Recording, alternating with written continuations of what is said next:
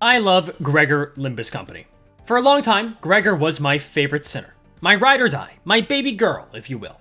His charming personality in Canto 1 and general likability really made me take to Gregor as a character. And though Canto 6 did make Heathcliff overtake Gregor in my mind, don't let anyone gaslight you into believing I hold anything but love for the bug guy. And this video is a test and a testament of that love. For as much as I appreciate Gregor, his IDs have always missed the heights of the other sinners, if only just by a little bit. And while I could make a whole other video on why and how Gregor is the sinner in the weakest state overall in terms of IDs, that little tidbit is mostly important to mention to set the stage for you. After lacking so much power on most of his stuff in Limbus, imagine or remember the excitement of the announcement back at the beginning of March of this year, that Gregor would be the third sinner to receive a WAW level ego. Finally, a real chance for Gregor to have something that no other sinner could provide. I mean, after all, both of the previous WAW EGO are incredibly strong tools in their own way, though mostly for damage, of course. So it would stand to reason that Garden of Thorns Gregor would at least have something on the same level as these EGO, or perhaps another thing entirely that still makes it stand out and above the rest, cementing it as truly feeling like a WAW EGO. Though if you've seen Garden of Thorns Gregor in game, or read the title of this video, you know all of this didn't come to pass. But why? What went so wrong with Garden of Thorns that justifies my overly dramatic title and my tone of voice that makes it sound like someone close to me died? Well, this video will be a thorough breakdown of everything related to Garden of Thorns Gregor, and hopefully by the end of it, in case you don't already, you'll understand exactly why this EGO should have probably released either at a later time, or honestly, not at all.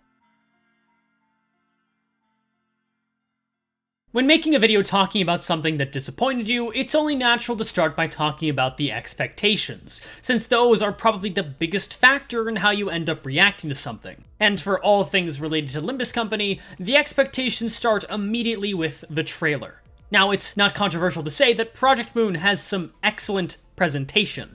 In fact, it's basically objectively true. It's one of the main draws of Limbus Company, and that level of quality goes for really anything released into the game. Garden of Thorns' trailer was no different in this way. But the visual of Gregor looking vaguely bride-like spawned some absolute freaks to be very, passionate about him. As well, I have to give credit to the incredible Choi Han, who, alongside always giving us an excellent performance as Gregor, gave us this line in particular.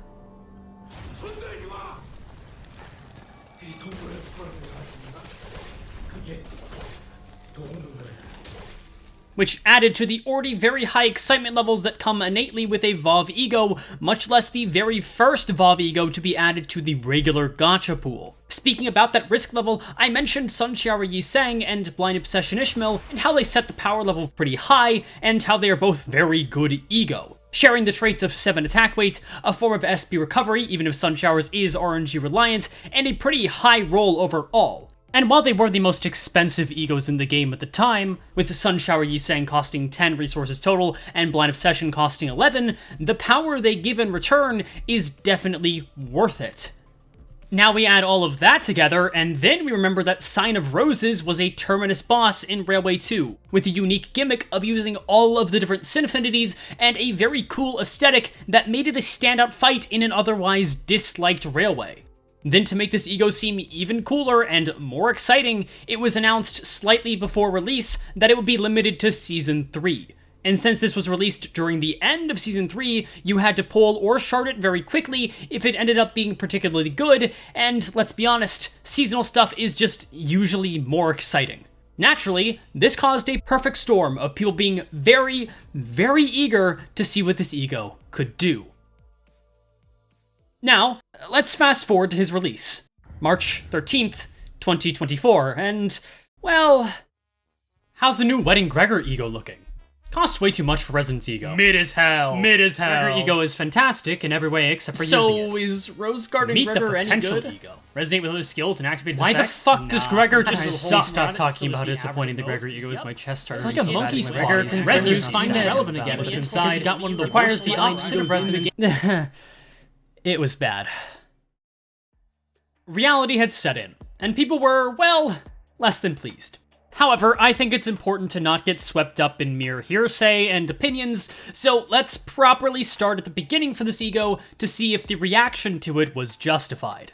The very first thing you may notice about Garden of Thorns is that it is a lust/ego, which, believe it or not, was already kinda strange. Usually the sin affinity of an ego isn't a problem, or at least it's hardly worth mentioning at all. But there was a lot of debate on what sin affinity this ego would be before its release, due to the abnormality it is associated with, and lust was definitely not one of the more popular theories, at least from what I was seeing. Personally, I suspected wrath was going to be the sin affinity due to the color of the roses, but okay, not a huge deal, mostly just speculation not matching the final product. And then we immediately hit an actual undeniable and big problem. This ego costs 30 SP, and there's no refunding mechanic anywhere on this ego. Meaning that for the next few turns after using it, you better hope you have a Gregor ID with particularly good clashing at low SP. But that's right. Remember what I said at the beginning of this video. There's really no Gregor ID that has the numbers to support losing this much SP. Edgar Family Heir, although he wasn't released at the time, is the closest thing we have, and even that would require using a sinking team. So, okay, you need to get a little luckier than average the turns after using this ego, but what else does it cost? No, nothing much, just every resource in the game twice over. That's right, the natural progression of WAW EGO apparently led us from 11 ego resources to 14. Now, while you may superficially understand why that's bad, trust me when I say it gets way worse when we look at the rest of the skill, so keep it in mind. A base power of 20 and a max roll of 30 is the worst out of the 3 ego that were out at the time. Yes, its base power is 3 higher than Sunshower, but it also costs 4 more resources, so it being the lowest of the bunch just doesn't really make any sense to me. This kind of low roll gets even worse when you look at the attack weight, which is 4. Though you can get up to a maximum of 7 based on the highest resonance. Instead of following the admittedly shallow trend of having 7 attack weight unconditionally at threat spin 4 for a WAW EGO, Garden of Thorns Gregor requires 5 resonance to not even surpass, but simply match their attack weight. It's especially ironic considering this thing costs 2 of every resource. You know, the 7 sins in Limbus. Though apparently, all combined together, they only make for 4 attack weight. Great. But okay, fine. Surely, the effects make up for the lower innate attack weight, 30 SP drain, and 14 ego resource cost? Surely? Well, I'm happy to say they aren't all terrible. This ego gives Sin power and Sin damage up buffs similarly to Sun Shower Yi Sang, but the Sin buffs it gives changes depending on the highest resonance. These buffs can be doubled, and also last into the next turn with high enough resonance. Lastly, this heals a minimum of 4 allies for 22% of their max HP, up to a maximum of 7 allies healed. Now again, on its own, that doesn't sound bad. However, note how the Sin power and damage up buffs activate on use, meaning that if we don't get 6 absolute resonance, our Gregor ID needs to be going first, or close to first, to squeeze out as much benefit as possible, or honestly, almost any benefit. To make matters more confusing and more inconsistent, most encounters in Limbus have a maximum sinner limit of 6. So, for one, there's no wiggle room for failure for that 6 absolute resonance conditional, but also, outside of human fights, the only 6 absolute resonance chain you can have is lust. Now, getting 6 absolute resonance of any sin on a given turn takes some pretty careful planning and at least some team building. And usually that's okay because you can just take IDs with the most amount of that one sin. But not for Garden of Thorns team building. No, that would be too easy. In that team building, we don't only want to have at least one sin affinity we focus on to get a lot of for high resonance, but we also need to have at least some of every sin affinity on that team at all in order to fuel this ego. If that sounds complicated, it's cause it is. Having a resonance-based ego, an entire mechanic built around boosting skills of a single sin, costing every sin affinity in the game twice over, is just completely counterintuitive. You know what? Here's a pretty simple question for you. If Project Moon had to make this a Lust ego instead of one that changes sin affinities based on highest resonance, why not make it cost 4 Lust and then 1 of every sin? That way we would keep the cool every sin affinity thing from Sign of Roses, while also being, practical. I guess I'll never know why Project Moon designed it this way, at least until I fly to South Korea myself, interview every employee there, and get some goddamn answers on every single questionable design choice they've made, and in exchange, hey, I'll teach them how to set up a less scuffed livestream. But instead, we have an ego that is speed-reliant to give any of its buffs besides healing, and can only ever bring out its full potential in one kind of team. But since I mentioned one kind of team, where does this ego actually work? I've already made it clear that it is niche, but being niche doesn't mean it's worthless.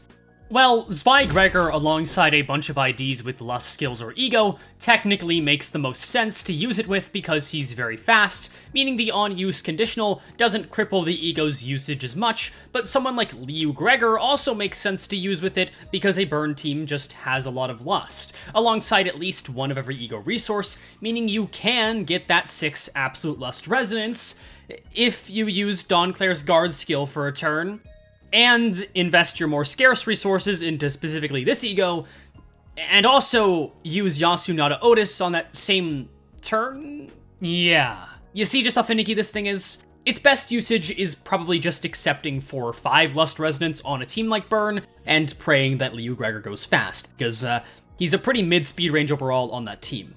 Okay, well, what about a Bleed team then? There's lots of Lust on whatever Bleed team you want to use, and Pirate or Kurikumo Gregor can be used here, since even though Pirate doesn't have a Lust skill, he does have Guard of Thorns.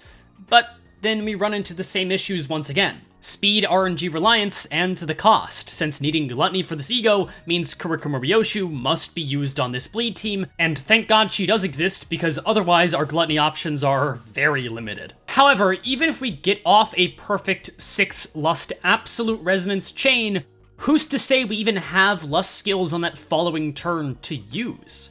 Using this alongside other Lust egos is probably the best use case, since we can control when we use those, especially something like Contempt Awe, since that generally wants Lust Resonance anyways, but using those two in the same turn means 28 resources down the drain, and I cannot emphasize this enough, you still need the correct speed RNG to make this work, meaning you basically gotta use Gregor on a Bleed team.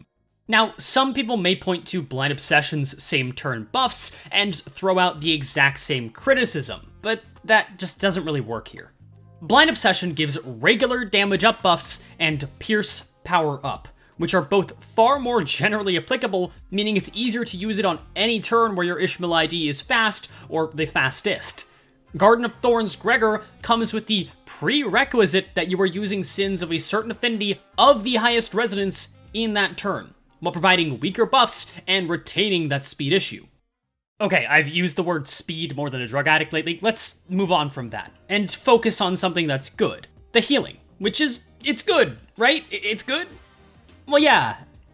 And no. Healing in Limbus is good. It's a rare commodity even now, and healing 4 allies for 22% of their max HP without requiring resonance is pretty alright, but not for 14 resources. Fluid Sac is often brought up as the end-all, be-all for healing ego, and that's for damn good reason. For only 9 resources, you heal your entire team for 15% of their max HP, either 15 or 25 SP, and you get 5 AoE by default. Now, this is a standard I would never hold healing ego to. Launch egos, like launch IDs, have their outliers that the game will probably just never match again. That being said, if anything should match a 9 cost level healing ego in power, it should be the 14 resource cost WAW level ego. But instead, Fluid Sac is still just almost always the better option, going either 5 Sandy down or 5 Sandy positive on using it compared to healing more overall across all IDs unless Gregor has at least 3 resonance, and 1 more attack weight with an admittedly worse base and max roll, but a better chance to hit heads than Gregor. Now, I'll be more realistic here and admit that Garden of Thorns does do things other than heal, and the 22% max HP healing is better than Fluid Sac when trying to heal one ID in particular. But for single ID healing, there are still far better options. And also, speaking from an opportunity cost perspective in a way, Fluid Sac costs less to Thread Spin. That's also not even mentioning that Fluid Sac has a very nice passive, providing 2 protection to the lowest HP ally. Oh yeah. What's Garden of Thorns' passive again? Crown of Roses is a bad ego gift. Everyone knows this. It's borderline completely useless outside of literally just extra damage. And of all the ego in the game to adapt their ego gift into their passive, Garden of Thorns had to have been one of the worst options. This passive basically reads as deal 2 more damage and deal 4 more damage sometimes. Sunshower and Blind Obsession, in comparison, I think are definitely better. Sunshower Yusang provides trickle SP healing, up to 18 of it per turn across your whole team, and Blind Obsession provides a better Clash power-up, haste, and the slight downside of sinking. Gregor gets 2 damage, or maybe even 6 damage if it's a focus encounter with multiple parts. Oh boy! It's not interesting. It's nothing. While there's more I could try and say, more defenses for this ego I could provide, that would imply I've done a lot of testing, and frankly, I haven't. You know why I haven't? Because this ego just makes me sad. For what it costs and what it asks, it's bad. Overall in Limbus though, it's just fine. And for an ego of its risk level, that's really pathetic. The ego that followed it have all also been better. Even if something like Sanguine Desire or Contempt Awe are definitely more niche than Sunshower or Blind Obsession, they work well within their niche, and both got things that no other ego could possibly provide. But Gregor, kind of as per usual, got the short end of the stick. If for some reason it wasn't possible, or perhaps wasn't conceived of, due to coding or whatever other factors, to make this ego a wild card for resonance, I truly wish that Project Moon just waited. Since that would solve a pretty big gripe that I and a lot of other people have with this ego, being that it feels like a huge missed opportunity. Garden of Thorns was turned from something that could have been so unique, even maybe changing the color of the rose in the animation to match the corresponding sin affinity, and instead, we got a pretty generic ego, and even then, well, we got a generic and overpriced and underpowered ego. This was our last ego of Season 3. And even though Uffie Heathcliff was the last thing released in Season 3 overall, and he was pretty exciting, I wish we could have had something better to end off Season 3, since really, this just wasn't the capstone ego that it should have been. It's underwhelming in everything besides the visuals, but I don't want to be misconstrued. I do think that the main reason why some people think this ego is the worst in the game is because of the expectation it's set. It's certainly not very good, but it really didn't help that the hype surrounding it was always going to be high. Could any ego have matched the hype? Honestly, yeah, I think so. Because the excitement and expectations weren't completely ridiculous. You may have noticed I didn't even mention the corrosion of this ego, and that's because it is absolutely unusable. I've cited Soda Hong Lu's corrosion as being one of the worst in the game, and in terms of effects and role and potential use cases, I think that's true still. Because come on, what the fuck? That being said, 21 resources and a ton of sanity for these effects, I mean, it's not worthless, but it's definitely not worth it. In an attempt to be flavorful and fun, Garden of Thorns Gregor trips itself up in its own mechanics to end up as overly complicated for a lack of payoff that, in my opinion, isn't very fun due to the RNG factors you need to use it with. I can be grateful to it as a cautionary tale that had an immediate impact on how Project Moon handled WAW EGO, like with the Binds EGO, which started the trend that WAW EGO spread their sanity cost over multiple turns, which has been present on all WAW EGO since. And sadly, I don't think that's something that could be applied retroactively in a theoretical Threadspin 5 or whatever. For now, I fear the best use case he has is making people online go feral for him and spam the word wife whenever he appears on screen in a video, and hey, I'm glad he at least has that. But that's all from me for now. And yes, I know Gregor is getting a brand new ego as this video goes up, and while I don't want to get too excited, I will say that prospects are pretty good. So here's hoping that Solemn Lament can run where Garden of Thorns Gregor decided to crawl. Regardless, thank you for watching. This video ends now.